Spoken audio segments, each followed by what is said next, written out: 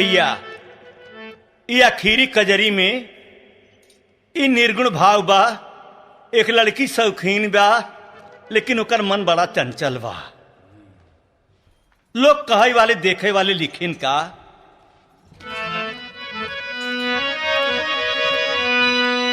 हाय एक कजरी ये जो कजरी चौलर सुने है वो दुई कुप्टा में रही। अच्छा जो कजरी चौलर सुने न दुई कुप्टा में रही और जौन